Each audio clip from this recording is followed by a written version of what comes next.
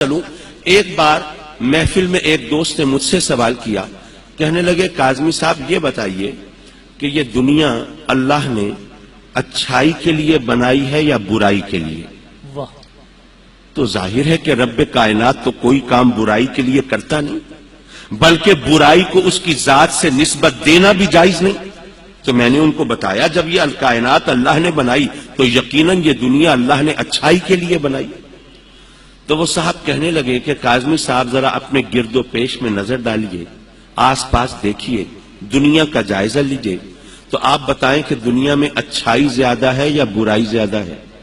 واہ، اس دنیا میں برائی زیادہ ہے اور اچھائی کم ہے، کافر زیادہ ہیں اور مومن کم ہیں، اور ماشاءاللہ مومنوں میں بھی دیکھوں تو وہاں پر متقی و پارسا کم ہیں اور خطا کار و گناہگار زیادہ ہیں۔ تو پتا چلا کہ دنیا میں اچھائی کم اور برائی زیادہ، تو دنیا تو اللہ نے بنائی اچھائی کے لیے، اچھائی کم ہو گئی برائی زیادہ ہو گئی، تو دنیا بنانے کا مقصد تو پورا نہ ہوا۔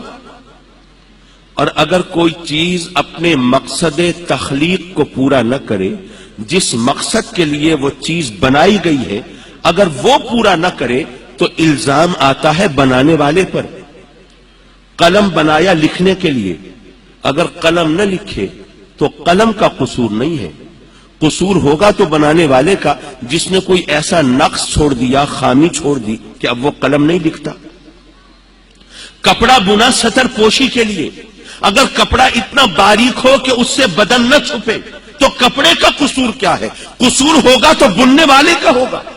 تو کوئی چیز اگر اپنے مقصد تخلیق کو پورا نہ کرے تو الزام آتا ہے بنانے والے پہ۔ دنیا بنائی اللہ نے، بنائی اچھائی کے لیے، اچھائی کم ہو گئی، برائی زیادہ ہو گئی، تو مقصد تخلیق کائنات تو پورا نہ ہوا، تو معاذ اللہ پھر الزام کہاں تک پہنچا؟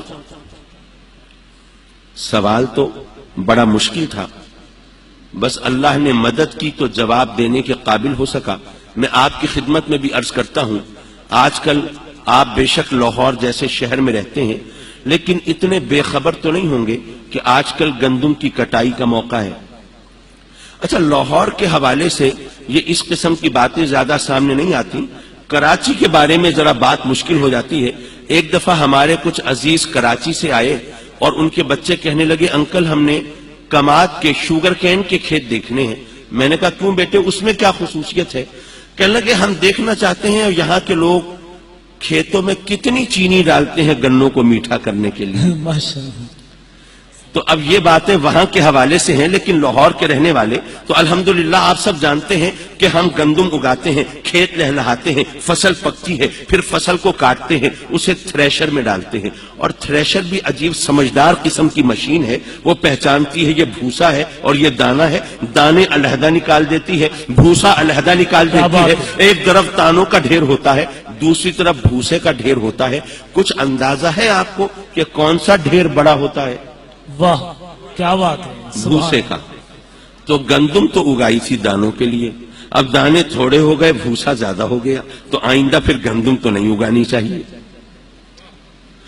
آپ لاہور سے گئے کسی شہر دیہات میں، مہمان بنے، رات کو وہاں ٹھہرے، آپ کے دیہاتی دوست نے سوچا کہ شہر سے مہمان آیا ہے تو صبح ناشتے میں تازہ مکھن پیش کریں نہ کریں تو پھر مزہ تو نہیں آئے گا۔ اس نے رات کو دہی جمایا کہ صبح مہمان کو مکھن پیش کرنا ہے، صبح اٹھ کے دہی کو بلویا، دہی کو رڑکا، مکھن نکل آیا، مکھن تو اتنا سا نکلا اور لسی سے ساری چاٹی بھر گئی۔ ماشاءاللہ، سبحان دہی جمایا تھا مکھن کے لیے، مکھن تھوڑا ہو گیا، لسی زیادہ ہو گئی، تو پھر آئندہ دہی بھی نہیں جمانا چاہیے۔ لیکن لوگ بھی بڑے ضدی ہیں، روز دہی جما لیتے ہیں، ہر سال گندم اگا لیتے ہیں۔ نہیں بھائی، بات ضد کی نہیں ہے، بات دراصل یہ ہے کہ کبھی کبھار مقصد کو مقدار کے ذریعے نہیں ناپتے بلکہ معیار کے ذریعے ناپتے ہیں۔ سبحان اللہ۔ یہ نہیں دیکھتے کہ چیز کتنی ہے، یہ دیکھتے ہیں کہ چیز کیسی ہے۔ کیسی ہے، سبحان اللہ، کیا بات ہے، ماشاءاللہ ماشاءاللہ۔ اللہ یا رسول اللہ۔ حضرات مکرم اگرچہ گندم کا ڈھیر چھوٹا ہے لیکن اگر وہ کھانے کے لائق ہے، پیٹ بھرا جا سکتا ہے، غذائی ضرورت پوری کرتا ہے تو مقصد پورا ہو گیا. لیکن اگر وہ بھوسے سے دگنا ڈھیر ہو لیکن گھن لگا ہو، گلا ہوا ہو، کھانے کے لائق نہ ہو تو مقصد پورا نہیں ہوا. اگرچہ مکھن تھوڑا ہے لیکن خوش ذائقہ ہے، لذیذ ہے، مزیدار ہے، مہمان کے سامنے درخواست دسترخوان پہ رکھا جا سکتا ہے تو مقصد پورا ہو گیا. لیکن مکھن بہت ہو لیکن بدبودار ہو، زبان پہ رکھنے کے لائق نہ ہو، مقصد پورا نہیں ہوا. کبھی کبھار مقصد کو مقدار کے ذریعے نہیں ناپتے بلکہ معیار کے ذریعے ناپتے ہیں. یہ نہیں دیکھتے چیز کتنی ہے، یہ دیکھتے ہیں چیز کیسی ہے. سبحان اللہ سبحان رب اللہ. کائنات سے گویا یہ فرمایا، اے میرے محبوب یہ دنیا میں نے اپنے لیے تو نہیں بنائی، اگر ندیوں کی گنگناہٹ ہے تو تیرے لیے، اور جھرنوں کا ترنم ہے تو تیرے لیے، اور دریاؤں کی روانی ہے تو تیرے لیے، اگر سمندروں میں تلاطم ہے